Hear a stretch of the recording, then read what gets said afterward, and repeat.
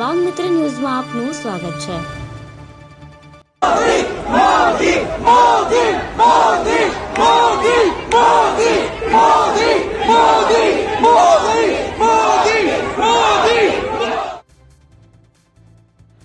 ગુજરાતના વડોદરામાં દિલ્હીના સીએમ અરવિંદ કેજરીવાલ એરપોર્ટ પર આવતા જ ત્યાં હાજર લોકોએ મોદી મોદીના નારા લગાવ્યા હતા। બીજી તરફ કેજરીવાલે આ અંગે પ્રેસ કોન્ફરન્સમાં કહ્યું હતું કે મને રાજકારણ નથી આવડતું। જો ગુજરાતમાં આમ આદમી પાર્ટીની સરકાર બનશે તો જૂની પેન્શન યોજના લાગુ કરીશું। આગળ જુઓ વધુમાં સીએમ અરવિંદ કેજરીવાલે શું કહ્યું। માનનીય મુખ્યમંત્રી અને આમ આદમી પાર્ટીના રાષ્ટ્રીય કન્વીનર શ્રી અરવિંદ કેજરીવાલજી શિક્ષણની નગરી વડોદરામાં પધાર્યા છે। હું એમનું ખૂબ ખૂબ સ્વાગત કરું છું। આજે તેઓ ગુજરાતને લઈને ગુજરાતની जनता માટે એક સારું વિઝન લઈને આપણી વચ્ચે પધાર્યા છે। હું માનનીય અરવિંદજીને વિનંતી કરીશ કે તેઓ પોતાની વાત રજૂ કરે। માનનીય અરવિંદજી। सभी मीडिया के साथियों को मेरा नमस्कार और जो आप सबके चैनल्स देख रहे हैं सभी गुजरात के भाइयों बहनों को मेरा नमस्कार, मेरा प्रणाम। पिछले कई दिनों से गुजरात के सरकारी कर्मचारी बड़ा व्यग्र प्रदर्शन कर रहे हैं। सभी सरकारी कर्मचारी बहुत दुखी हैं, बहुत गुस्से में हैं और पहली बार देखा गया जिस तरह से सेक्रेटेरिएट का घेराव किया गया, जिस तरह से इतनी बड़ी संख्या के अंदर सरकारी कर्मचारी सड़कों के ऊपर हैं। उनकी मेन डिमांड है ओल्ड पेंशन स्कीम लागू की जाए। मैं उन सब साथियों को आश्वासन देता हूं, गारंटी देता हूं कि आम आदमी पार्टी की सरकार बनेगी तो गुजरात के अंदर हम ओल्ड पेंशन स्कीम लागू करेंगे। कल ही पंजाब के सीएम ने ऐलान किया है कि उन्होंने पंजाब के अंदर ओल्ड पेंशन स्कीम लागू करने की तैयारी करने के लिए ऑर्डर दे दिए हैं। तो जैसे पंजाब में अब लागू करने जा रहे हैं वैसे ही हम लोग गुजरात में भी ओल्ड पेंशन स्कीम लागू करेंगे।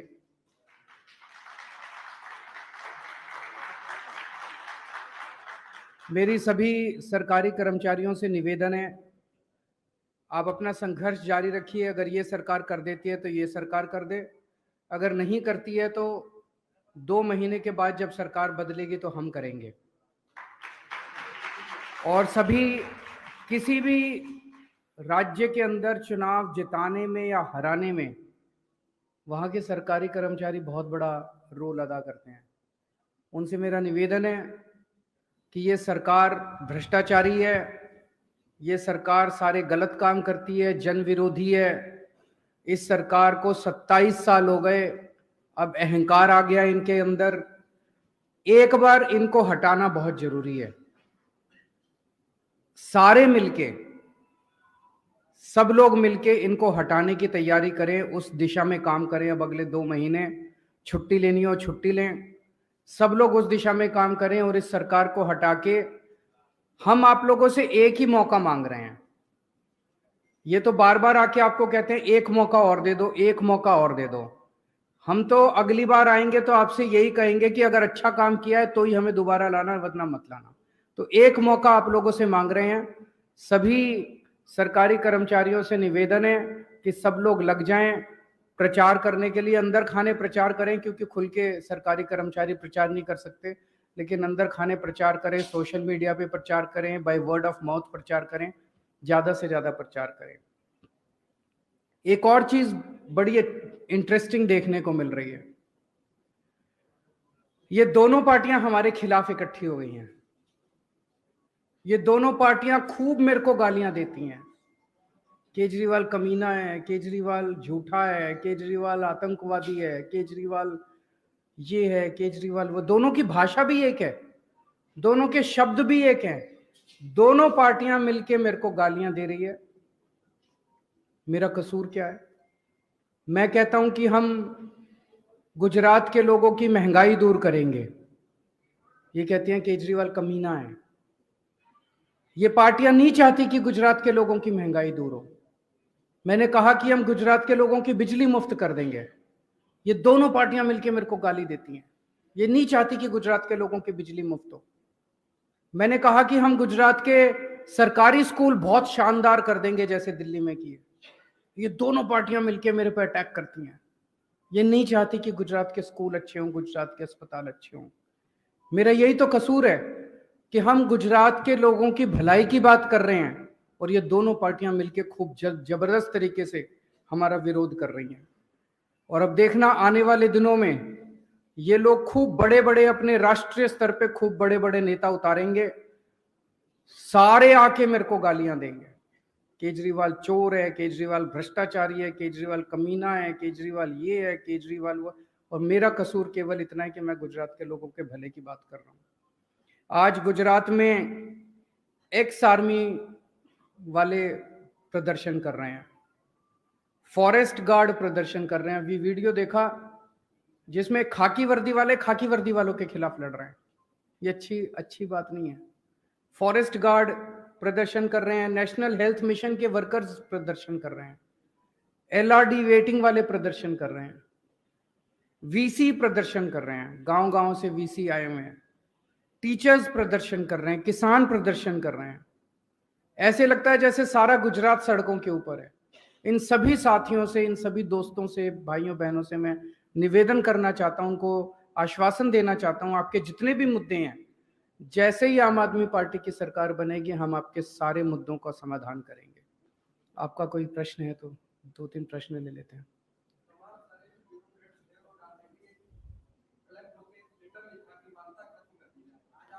मैं उन सारे ब्यूरोक्रेट्स को कहना चाहता हूं कि उन्होंने कभी भी इनके मुद्दे नहीं उठाए। उन्होंने कभी भी गुजरात में जो इतना भ्रष्टाचार हो रहा है उसका मुद्दा नहीं उठाया। जो लोग प्रदर्शन कर रहे हैं कभी भी उनके मुद्दे नहीं उठाए। जितने सरकारी कर्मचारी प्रदर्शन करके ओल्ड पेंशन स्कीम मांग रहे हैं, मैं इन सभी ब्यूरोक्रेट्स को कहूंगा कि एक बार लिखें कि वो ओल्ड पेंशन स्कीम लागू की जाए। जितने ये forest guard, ex army officer, NHM, health workers, ये भी इस देश के नागरिक हैं। इनको भी अपना जनतांत्रिक अधिकार है अपना वोट वो करने का। अगर ये दुखी हैं और ये सरकार में बदलाव चाहते हैं तो क्यों नहीं होना चाहिए?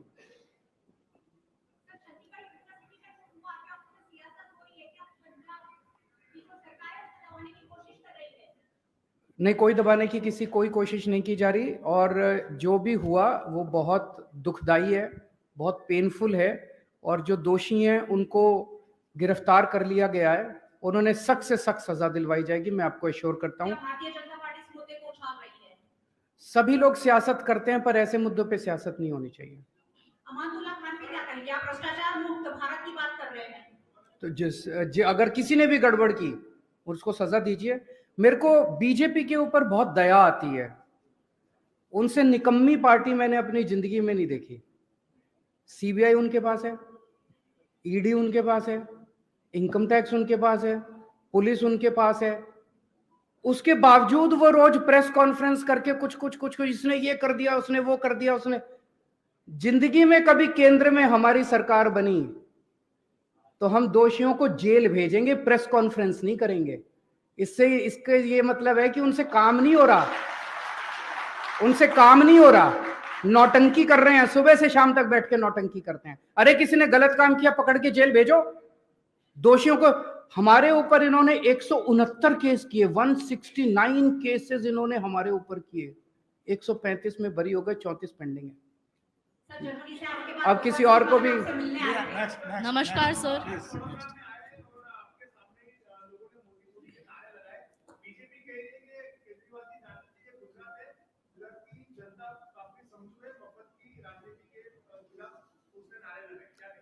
दो चीजें, आपके दो प्रश्न है अलग अलग।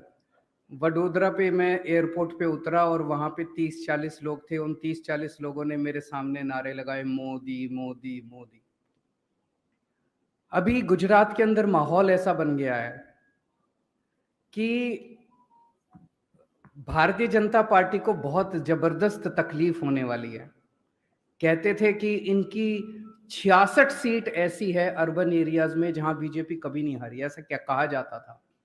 इस बार उन 66 सीट पे भी आप देखना काफी तकलीफ इनको होने वाली है। वो सारी सीट नहीं जीत रहे वो लोग, तो जाहिर तौर पे ये लोग मेरे खिलाफ नारे तो लगवाएंगे ही, घर थोड़ी बैठेंगे। 30-40 आदमी भेज के नारे लगवा के कहते हैं कि दूसरी चीज एक बड़ी इंटरेस्टिंग है, जब भी राहुल गांधी जी गुजरात आए, इन्होंने उनके सामने नारे नहीं लगाए। बीजेपी वाले भी कांग्रेस वाले भी केजरीवाल के खिलाफ दोनों मिलकर नारे लगाते हैं, दोनों इकट्ठे हो गए, दोनों मुझे गाली देते हैं, दोनों मेरे पीछे पड़े हुए। आपका दूसरा प्रश्न है, ये लोग कहते हैं कि गुजरात के लोगों को फ्री नहीं मिलना चाहिए। ये इसलिए कह रहे हैं क्योंकि उनको ये लग रहा है कि ये जो सारा लूट के पैसा स्विस बैंकों में ले जाते हैं, ये सारा लूट के पैसा अपने घर भरते हैं। अगर ईमानदार राजनीति हो गई, अगर जनता को फ्री सुविधाएं मिलने लग गई, तो इनके लूटने के लिए पैसा नहीं बचेगा। अभी तक इस देश में लूट की राजनीति चल रही थी, जितनी सरकारें थी, जितने नेता थे, ये मोस्टली जो हैं वो लूटते थे, सरकारों को लूटते थे ये लोग, और सारा पैसा स्विस बैंकों में ले जाते थे, सारा लूट रहे। पहली बार इस देश के अंदर, पहली बार आम आदमी पार्टी ने ईमानदार राजनीति की शुरुआत की है।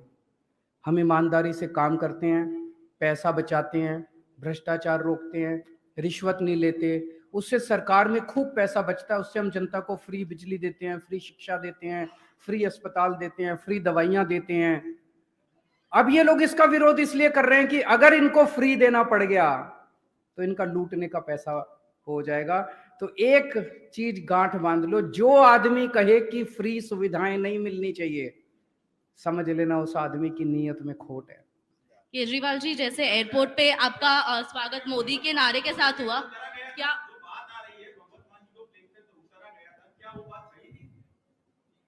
पिछले 6 महीने में मान साहब ने जो काम किए हैं पंजाब में, 75 साल में किसी सरकार ने नहीं किए। पिछले 6 महीने में जितनी कट्टर ईमानदारी, आज 75 साल के बाद पंजाब को एक कट्टर ईमानदार और मेहनती सीएम मिला है। 6 महीने में उन्होंने 100 मोहल्ला क्लिनिक बना दिए, पंजाब के लोगों की बिजली मुफ्त कर दी, 17,000 नई नौकरियां निकाल दी, 8,000 कर्म टीचर पक्के कर दिए। इतने सारे काम भगवंत मान ने किए हैं कि इनके जो विरोधी हैं उनको उनके कामों में कुछ कमी दिखाई नहीं देती, तो अब कीचड़ फेंकते हैं कि मान साहब ने, सब झूठ है, सब बकवास है। मैं, वो बेचारा आदमी लगा हुआ है पंजाब के विकास के लिए, उसको रोकना चाहते हैं ये सारे विरोधी मिलके। जनता देख रही है, जनता उनके काम से बहुत खुश है। मैं उनसे ये पूछना चाहता हूं, सारे विरोधियों से, अगर भगवंत मान 6 महीने में बिजली मुफ्त कर सकते थे, तो इन दूसरी पार्टियों की सरकारों ने 75 साल में बिजली मुफ्त क्यों नहीं करी? ये सारा पैसा लेके कहां चले गए? पंजाब का पैसा किसने खाया? सर, अब Mamata Banerjee showing a soft spot towards BJP. Do you have a statement on that? I'm here, sir. वो उनको पूछिए, मैं कैसे उसका जवाब दे सकता हूँ। Sir, when you were welcomed on the airport, Modi ji के नारे से, do you think that BJP is taking you as the new Modi? Do you see that incident in that perspective? नहीं, आई विल नॉट से। मेरे को राजनीति नहीं आती, ये मेरी कमजोरी है। मेरे को जनता का काम करना आता है। मेरे से बिजली मुफ्त करवा लो, मेरे से स्कूल बनवा लो, मेरे से अस्पताल में। गुजरात में आके पिछले 6 महीने से, 1 साल से, जब से मैं गुजरात आ रहा हूँ, मैं क्या कह रहा हूँ? मैं आपकी बिजली 24 घंटे कर दूंगा, मैं आपकी फसलों के अच्छे दाम दूंगा, मैं आपको महंगाई दूर कर दूंगा, मैं आपके बच्चों को रोजगार दूंगा, आपके लिए अच्छे स्कूल बनाऊंगा। ये पार्टियां करके जेल भेजेंगे, जो निर्दोष है उसको बिल्कुल वो नहीं करेंगे।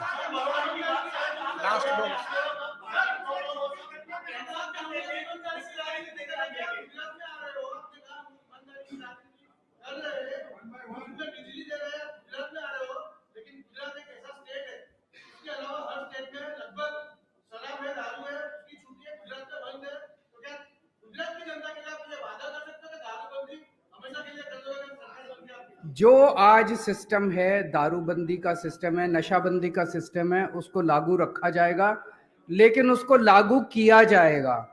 अभी जो इलीगल तरीके से, अभी सारा धंधा इन्हीं का है, सब जानते हैं। 10-15 हजार करोड़ रुपए का धंधा इन्हीं लोगों का है, इन्हीं के लोग करते हैं, सारा प्रॉफिट इन्हीं को जाता है। ये नहीं करेंगे हम अपनी पार्टी दारू बेच के नहीं चलाते, ये लोग चलाते हैं। हम अपनी पार्टी ईमानदारी के पैसों से चलाते हैं।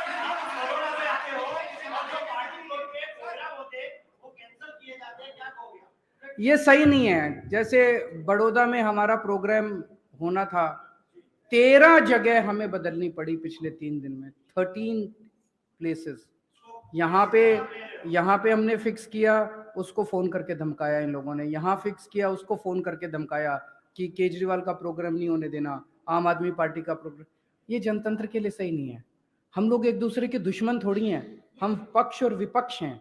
इस तरह से हमें एक दूसरे, ये गुंडागर्दी है, और इसी वजह से आज गुजरात की जनता इन लोगों की गुंडागर्दी से परेशान है। ये केवल मेरे साथ नहीं किया इन्होंने, मैं तो छोटा आदमी हूं तो भुगत लूंगा। गुजरात की जनता इनकी गुंडागर्दी से परेशान है। गुजरात की जनता के साथ ये रोज गुंडागर्दी करते हैं। Thank you.